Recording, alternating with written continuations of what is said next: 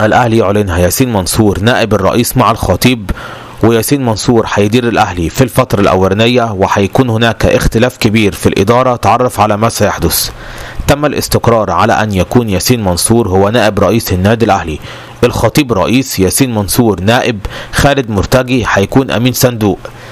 الكلام ده معناه ان في حاجات كتيرة جدا هتتغير في النادي الاهلي. يعني مثلا اول سنة بعد الانتخابات محمود الخطيب مش هيكون متواجد في النادي الاهلي، هيكون في فترة راحة بناء على قرار من الاطباء. في الفترة دي بقى ياسين منصور هيكون بمثابة رئيس النادي الاهلي، وهو اللي هيكون مسؤول عن ادارة النادي وادارة الكورة طبعا مع السيد عبد الحفيظ. والكلام ده معناه ان في حاجات كتيرة جدا هتتغير. على سبيل المثال مثلا لجنة التخطيط وارد جدا تمشي من الاهلي، وارد جدا كمان ان النادي الاهلي يتعاون مع النادي السماوي نادي بيراميدز في صفقات. ياسين منصور يرتبط بعلاقات قوية وعلاقات عمل مع ملاك نادي بيراميدز الاماراتيين، وده قد ينتج عنه علاقات ما بين الاهلي وبيراميدز.